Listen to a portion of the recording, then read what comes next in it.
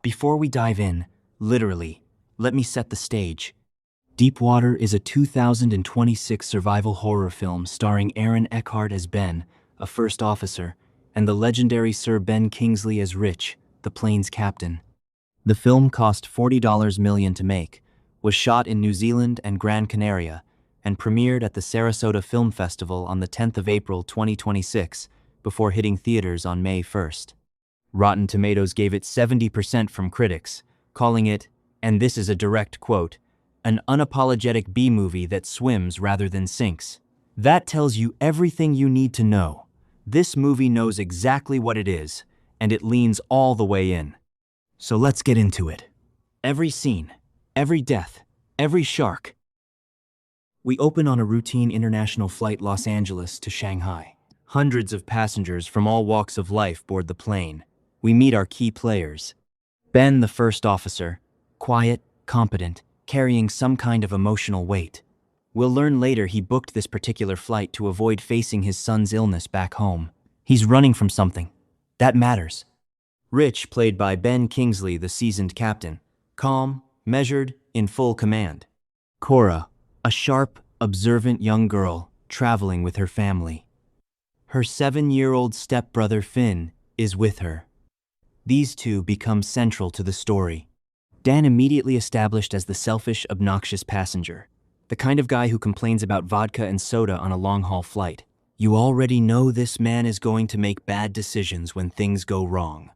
Penny, a flight attendant, brave, possibly too brave. Lily and Sam, members of an esports team, reconnecting in transit. Hutch, aggressive, physical, also part of the group dynamic. The inciting incident is almost mundanely horrifying. An improperly stowed lithium power bank in the cargo hold. No villain, no bomb, no terrorism, just a charging device that nobody checked, igniting a fire in the belly of the plane, at cruising altitude, over the middle of the Pacific Ocean. Here's where Rennie Harlan reminds you exactly who he is. The fire in the cargo hold spreads fast. Air tanks rupture, ripping through the aircraft's fuselage like cannonballs. Bottles from snack carts turn into projectiles. Overhead luggage rains down with lethal force. The engines erupt into flame. And then the terrifying decision. Captain Rich and First Officer Ben have no choice. They have to ditch the plane. Emergency ocean landing, middle of the Pacific. The plane skids across the water at hundreds of miles per hour. The belly of the aircraft tears open on a jagged coral reef below the surface. The impact splits the plane into 3 separate sections of wreckage. And just like that, one of the most harrowing crash sequences in recent disaster cinema delivers its full, terrifying payload. Passengers are ripped from their seats mid-flight. Rows of people simply disappear into the sky as the fuselage tears open. Of the hundreds on board, fewer than 30 survive the crash. The survivors are now split between 3 sections of wreckage, and each group faces its own nightmare. Group 1, the forward section. Captain Rich is trapped in his seat in the cockpit. He's injured. He's not going anywhere. With remarkable composure, he places Ben in command and orders him to escape. Before the cockpit fills with water, Rich stays behind. The captain, going down with his ship. Almost, literally. Ben escapes. Group 2, the middle section and the rafts. Ben reaches the middle section of wreckage, along with young Cora, and other survivors, including Lily, who is reunited with her esports teammate Sam. But here's the thing about the open Pacific Ocean. Blood in the water attracts sharks, and the wreckage is flaming when the first fins appear. These aren't patient sharks. They're Mako sharks, credible, fast, and absolutely furious. Circling the survivors before the smoke has even cleared, Ben tries to organize the chaos. He counts heads. Fewer than 30 survivors. He gets people onto 2 life rafts. But Dan, remember Dan, the selfish one is already causing problems. Hutch, the aggressive one, isn't much better. Ben is trying to hold this fractured group together, while the ocean around them becomes a feeding frenzy. Crew member Penny attempts something heroic. She swims alone toward another section of wreckage, trying to retrieve the aircraft's emergency locator transmitter, the ELT. the device that will signal rescuers. Ben and Cora try to save her.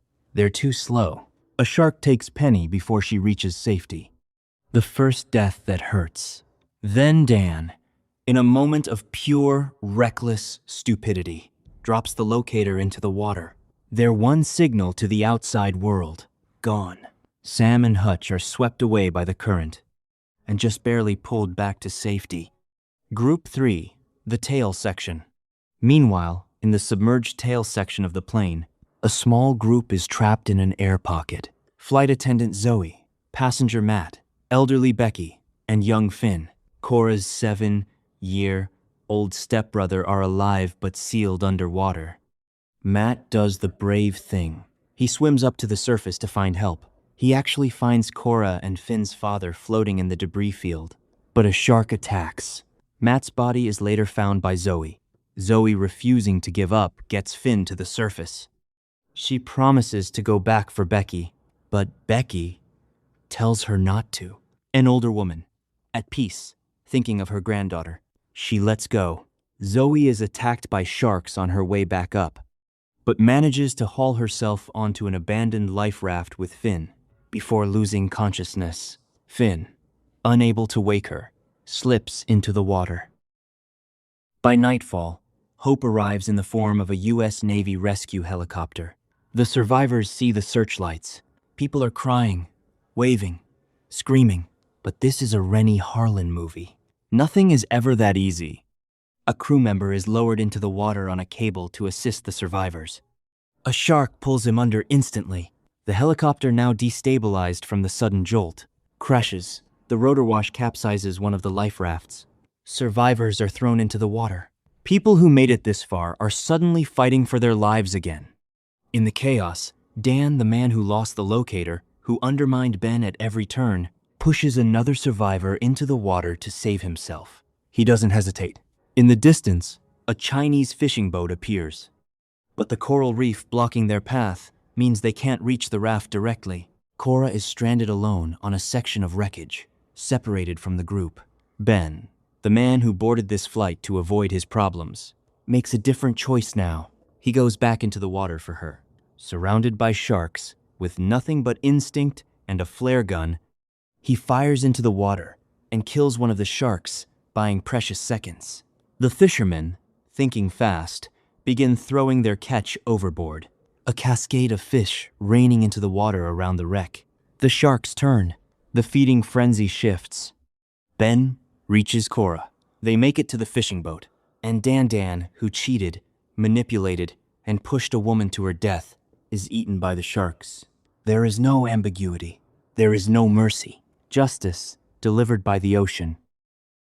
The survivors are pulled aboard the Chinese fishing vessel. Sam and Lily, the esports teammates, finally admit what they clearly felt the whole time.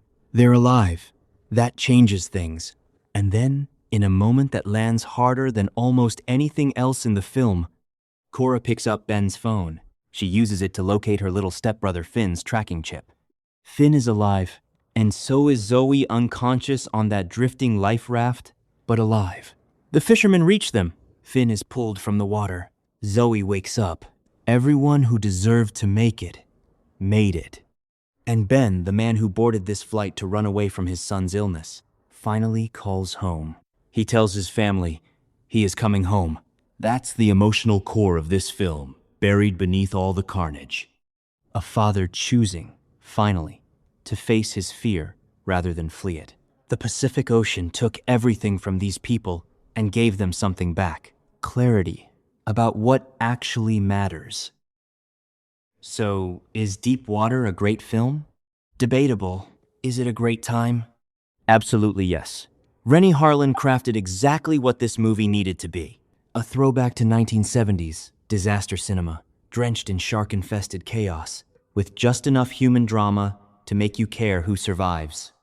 Aaron Eckhart carries the film on his shoulders with quiet authority. Ben Kingsley, even in limited screen time, brings gravity to every scene he's in. Molly Bell Wright as Cora is a genuine standout. The shark effects are credible enough to terrify. The crash sequence is genuinely harrowing. And Dan getting eaten by sharks? Chef's kiss. Rotten Tomatoes. 70% critics, B from audiences. Metacritic, 53 over 100. Not a masterpiece. But Deepwater is exactly the kind of film you throw on when you want. Visceral, popcorn devouring, edge of your seat survival entertainment. It swims. It doesn't sink. That was Deepwater, 2026, fully explained. If you made it this far, you clearly love a good survival story as much as we do. Drop a comment below. Who did you think was getting eaten first? Like this video, subscribe to the channel, and we'll see you in the next one.